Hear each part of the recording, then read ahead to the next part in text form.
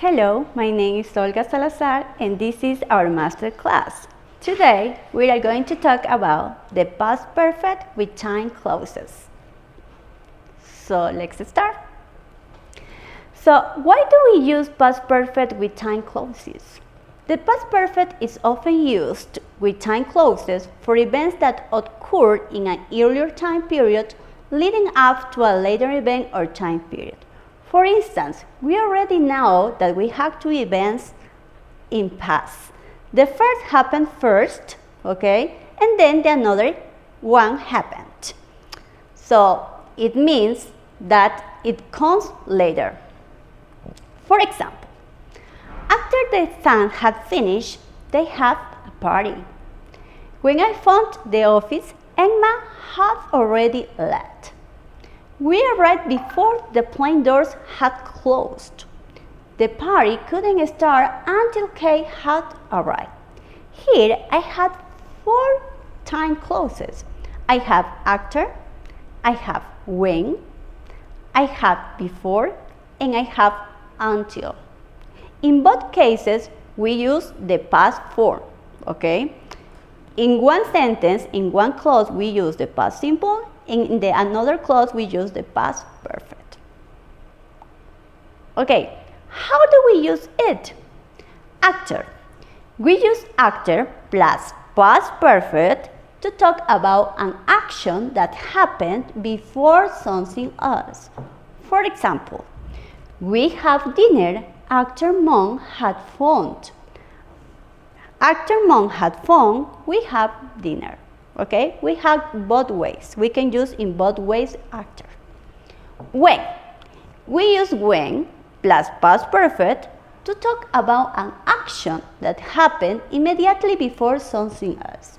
For example, when we have done the washing up, we watch TV.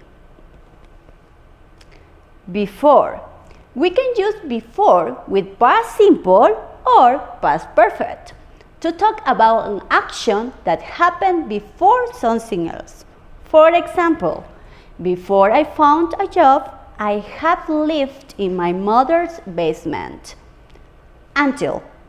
We can use until plus past perfect to talk about an action that didn't happen before something else happened first. For example, the meeting couldn't start until the manager had arrived. By the time. In sentences with a time clause with by the time, the main clause always has a perfect tense. For example, by the time I moved out, I have lived with my mother for 8 years. In both sentences, we can see and we can analyze that we are using the simple past and the past perfect. Remember that. So let's practice. Here I have some sentences. You have to use the correct time clause, okay? You can make a pause in order to analyze the sentences, okay? Take your time. So now, let's check, okay, our exercises. In the first case, we use until, okay? Remember that each time clause depends on the context of the sentence. In the next sentence, we use before.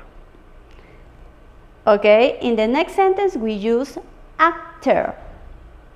In the next sentence, by the time. And in the last one, we have before. Okay, how I said, we use the two tenses in past. In this case, okay, we have the simple past. Remember the structures that we have in simple past.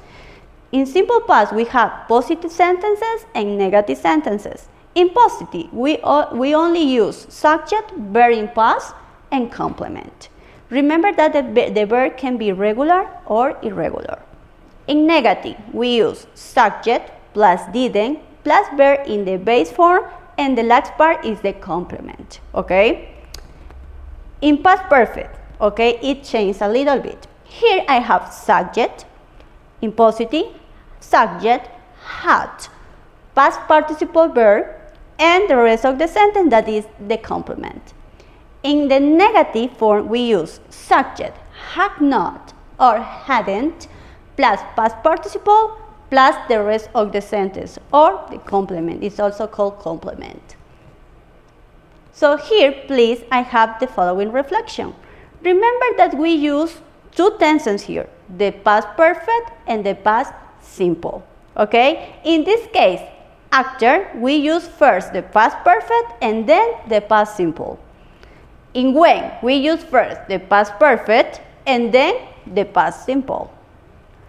In time expressions like before and until, okay, we use first. In this case, before is in the middle of the sentence. We use first past simple, and in the next sentence after before, we use the past perfect. And in the last one, I have first past simple, after the until, we have past perfect. So you have to know the structures in order to build your sentences. Thank you for your attention.